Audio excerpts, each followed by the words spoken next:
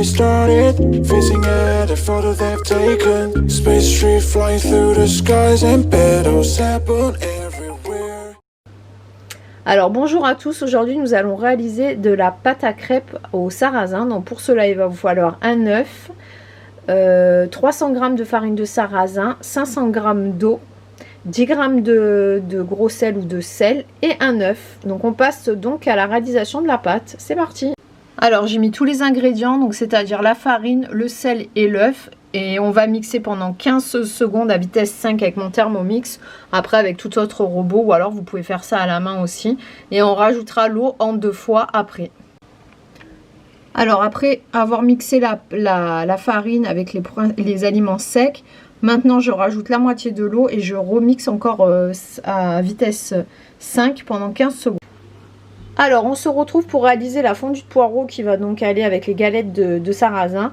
Donc il faut à peu près 500 g de poireaux, donc coupés à peu près en rondelles comme celle-ci.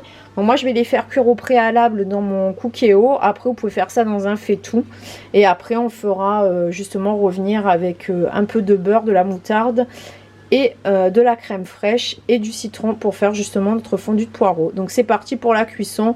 Donc là j'ai rajouté 200 ml d'eau, je mets tout dans le cuit-vapeur et c'est parti pour cuire. Je vais vous dire ça cuit 10 minutes. Et voilà.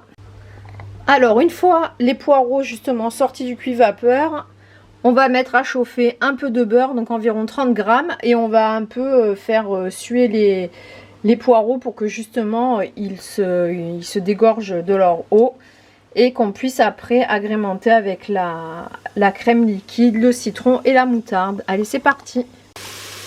Alors on va rajouter la crème liquide, 3 cuillères à soupe de crème. On va rajouter le citron, le jus d'un demi-citron. Et on va rajouter la moutarde. Alors voilà ce que vous obtenez environ après 10 minutes de cuisson en mijotage. La fondue de poireaux est prête. On n'a plus qu'à redonner un coup de mixeur aux crêpes, à la pâte à crêpes. Et c'est parti pour la suite. Alors voilà la pâte après 3 heures au frigo. Donc l'idéal c'est 4 heures. On va la passer au mixeur un peu pour la rendre plus liquide.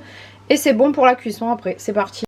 Alors voilà la pâte après être repassée au mixeur. Donc vous voyez qu'elle est beaucoup plus liquide. Elle fait des belles bulles. Donc normalement elle devrait être parfaite pour la cuisson. Donc à faire cuire avec du beurre salé pour que ça soit encore meilleur. Et puis après je vais mettre du jambon, un œuf, la fondue de poireaux et peut-être un peu de gruyère. Et c'est parti pour se régaler. Sûrement qu'une salade verte. Bon appétit!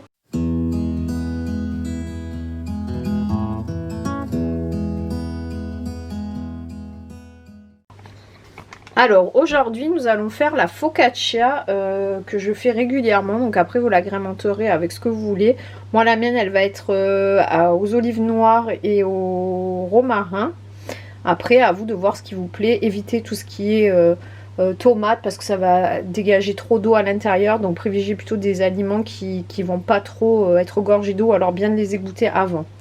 Donc dans un premier temps vous pouvez mettre de la levure soit sèche, levure boulangère, vous savez, déjà sèche comme celle-ci. Voilà, je sais pas si vous voyez.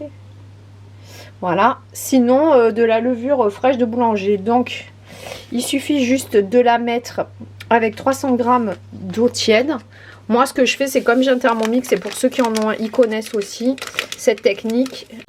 Je règle mon Thermomix à 37 pendant 2 minutes 30 pour la levure. Alors, on va rajouter la farine. Les 500 g de farine.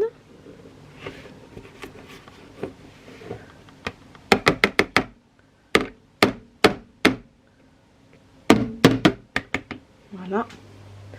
On va rajouter l'huile d'olive. Les 15 g seulement. Pas plus.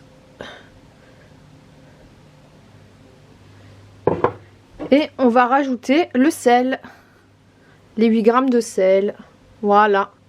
Et on refait partir ça. Donc moi ce que je fais c'est je mets en fonction pétrissage et j'essaye de bien travailler la pâte. Si vous voulez rajouter des olives, c'est le moment. Des olives ou toute autre chose que vous voulez mettre à l'intérieur. Alors, voilà ce que ça donne. Putain, j'ai l'impression qu'on voit pas bien. Voilà ce que ça donne après à peu près 5-10 minutes de pétrissage au robot. Donc moi, elle a une couleur un peu foncée parce que j'ai mis des olives noires dedans. Vous inquiétez pas, c'est normal. Et j'avais mis un fond d'huile d'olive donc dans le saladier. Donc j'ai juste mis ma pâte et je l'ai bien enduite d'huile d'olive. C'est pour ça qu'elle a cet aspect brillant. Donc vous inquiétez pas si elle est collante en sortant du robot, c'est normal. Une fois que vous la passez un peu dans l'huile d'olive, ça va être nickel. Vous la mettez donc dans un four préalablement chauffé à 40 ou 50 qui est éteint justement. Ça permet de garder la chaleur mais pas trop en termes de four. Donc ça va faire comme une étuve. Et du coup votre pâte va bien gonfler. Donc je l'enfourne, enfin je la mets dans le four justement éteint avec un torchon dessus et ça va lever pendant 10 minutes. Au bout de 10 minutes, je la remets sur un plat et ça repart pour 10 minutes de levée. Alors, on va préparer l'émulsion justement pour mettre dans la focaccia, c'est-à-dire quand on va la percer avec nos doigts, on va mettre à l'intérieur de l'huile d'olive. Donc, on va faire une émulsion huile d'olive avec de l'eau. Donc, on met 30 g d'huile d'olive pour 30 g d'eau et on bat bien le tout avec un fouet. Alors, voilà ce que vous devez obtenir. Je sais pas si vous voyez bien. Voilà.